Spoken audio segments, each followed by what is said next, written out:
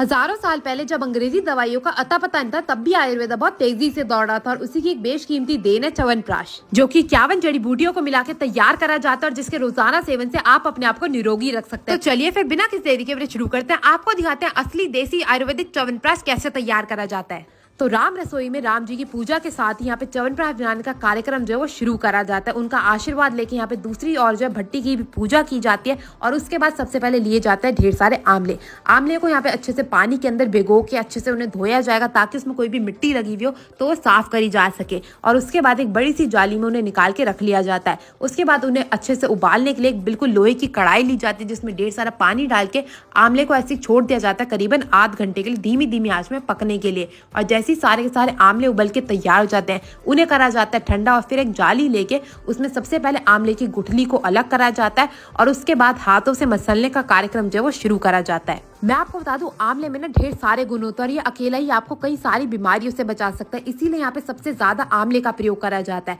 अब रोजाना ताजा आमला तो च्यवनप्राश में डाल नहीं सकते, इसीलिए यहाँ पे आमले को पकाया जा रहा है। तो उसके लिए सबसे पहले जो आमला अच्छे से पीस के तैयार करा गया था उसको डाला गया एक बड़ी सी कढ़ाई के अंदर। अब इसे पकाया जाएगा बिल्कुल धीमी धीमी आंच में 3 से 4 घंटे के लिए ताकि इसमें जितना भी पानी है ना वो सूख सके। और इसमें डाला जाएगा ढेर सारा घी से क्या होगा ना आमला जो बिल्कुल अच्छे से पक पाएगा और वो नीचे भी नहीं लगेगा। इसीलिए घी डाल के बिल्कुल बेहतरीन तरीके से यहाँ पे आमले को पका के रख लिया जाता है। और आमले को इसलिए भी पकाया जाता है ताकि 2-3 महीने तक अच्छे से टिका रहे और बिल्कुल भी खराब ना हो। तो आमला तो पक के तैयार है, बारी आती है यहाँ पे बाकी सारी जड़ी बूटियों जिन्हें एक दिन पहले ही पानी के अंदर भिगो के रखा जाता है और उसके बाद मूसली लेके उसकी कुटाई करी जाती है। यहाँ पे कई प्रकार की जड़ी बूटियों का इस्तेमाल करा जाता है जैसे कि जटामाशी, पुनर्नवा, काकड़ा सिंधी, कंटमूल, शतावरी, मुलैठी, ईश्वर मूल, कटकारी फल, पीपली, कमलगट्टा, गोकरू जैसी अलग अलग आयुर्वेदिक औषधि का यहाँ पे इस्तेमाल करा जाता है। उनको बिल्कुल अच्छे से इमाम दस्ते में कूटा जाएगा, बिल्कुल अच्छे से पीसा जाएगा और उसके बाद उन्हें निकाल के रख लिया जाएगा एक बड़े से बर्तन के अंदर। ये आप जितनी भी जड़ी बूटी देख रहे हैं ना सबको अच्छे से कूट के तैयार कर लिया जाता है और उसके बाद एक बड़ी सी कढ़ाई लेके सारी जड़ी बूटियों को डाल दिया जाता है पानी के अंदर उबलने के लिए ताकि उसमें जितना भी रस है वो पानी के अंदर आ सके। और जितनी भी जड़ी बूटियों को रस है वो भाप बन के उड़े ना, मतलब वो बिल्कुल भी बेकार ना जाए, उसके लिए अतरंगी से ढक्कन लगा के छोड़ दिया जाता है पकने के लिए करीबन 3 दिन तक।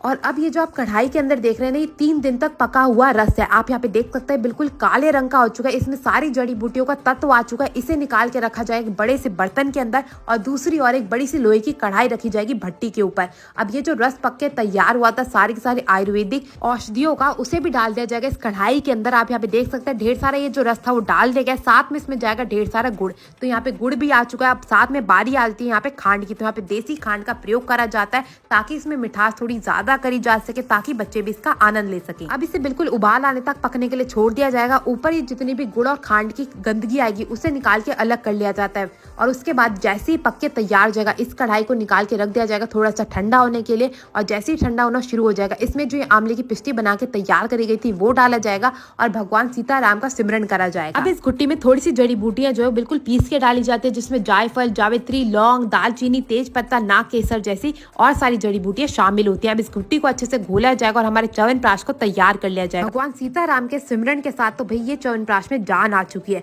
और इसका सबसे पहला भोग जो है वो भट्टी को लगाया जाएगा और उसके बाद बारी आती है गौ माता की। तो भट्टी को भोग लगाने के बाद गौ माता को थोड़ा सा चखाया जाता है, उनका आशीर्वाद लिया जाता है और उसके बाद यहाँ पे पैकिंग का कार्यक्रम शुरू करा जाता है। आप ये जितना पतला पतला च्यवनप्राश देख रहे हैं ना ये जैसे जैसे ठंडा होता जाएगा बिल्कुल गाढ़ा हो जाएगा। भाई ये इसकी खासियत है। अब चलते हैं वैद्य जी से जानते हैं च्यवनप्राश के बारे में। चलिए मेरे साथ। जय श्री राम वैद्य जी। जय श्री राम। हमने देखा आज च्यवनप्राश बनाने का एकदम अनोखा तरीका, तो इसके फायदे के बारे में कुछ बताएंगे आप? जी, हमारे प्रभु श्री राम जी की राम रसोई में जो च्यवनप्राश बनता है उसके फायदे ये है जी, पुरानी से पुराना दमा, कितना भी पुराना नजला, साइनस, जिसको सांस की कोई भी तकलीफ हो, घुटनों में दर्द हो या शरीर में इम्यूनिटी डाउन हो, तो ये एक प्रकार से इम्यूनिटी बूस्टर है जी ये।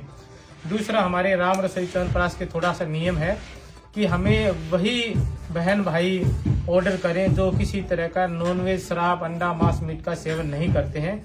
सर किसी को कांटेक्ट करना हो तो आपका डिटेल्स?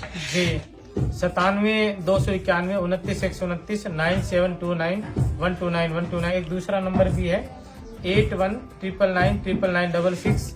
इन नंबरों पे फोन करके कोरियर द्वारा हम कोशिश करते हैं जल्दी से जल्दी भिजवाने के लिए। जय श्री राम। जय श्री राम। आप भी च्यवनप्राश खाते रहिएगा। मैं आपसे मिलती हूँ अगली वीडियो में, तब तक के लिए जय श्री राम।